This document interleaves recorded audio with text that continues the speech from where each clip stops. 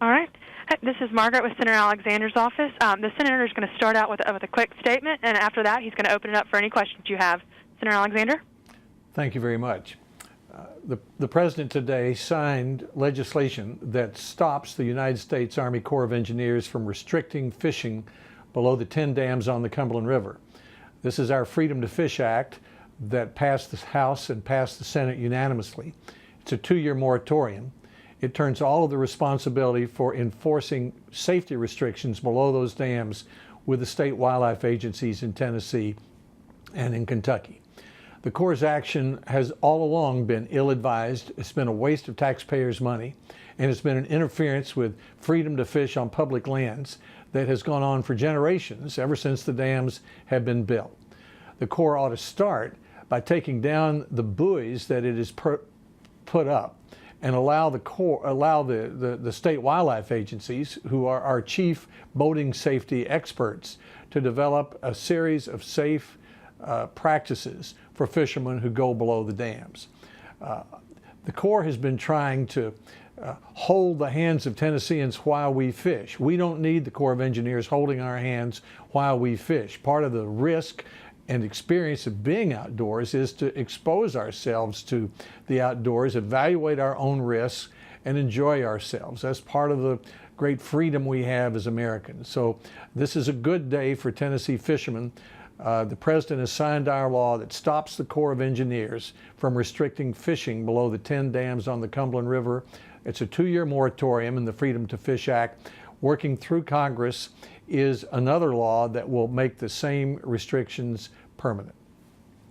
I'll be glad to take your questions. Senator Alexander, John Dwyer, WKRN ABC Nashville. It always raised eyebrows in our newsroom when, if we reported on boating accidents down below the dam, over and over again and thought, well, this is an issue that needs to be addressed. I think everybody thought, well, why is it being addressed when it didn't seem to be an issue? Is there an answer for that? Well, there is an answer. It's not much of an issue. Of course, anyone loses their life in a boating accident, that's a tragedy. But there have only been a handful of deaths below the dams since 1970. The safety record below the dam is not much different than above the dam. And all of the deaths below the dam that I know about have been more the result of a failure to use life jackets or an improperly working life jacket. So I think as the State Wildlife Agency looks at boating safety below the dams, they'll say, number one, have enough sense to get out of the way when the water's spilling through the dam. That's 20% of the time, and there'll be signs and sirens to let you know that. And second, wear an inflatable life jacket. And if you wear an inflatable life jacket, there shouldn't be any problem. I mean, it's the Corps' attitude was like putting the gate down over a railroad crossing 100% of the time. The track's not dangerous if the train's not coming, and the water's not dangerous if the water's not spilling through the dam, which is only about 20% of the time.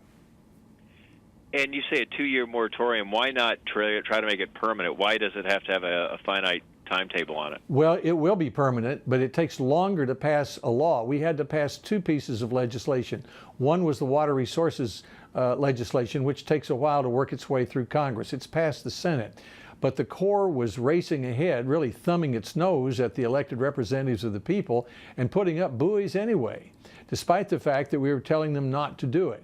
So in addition to passing the long-term ban on the Corps' activities, we passed a 2-year moratorium to stop them in their tracks. The President signed the law, and that was done today.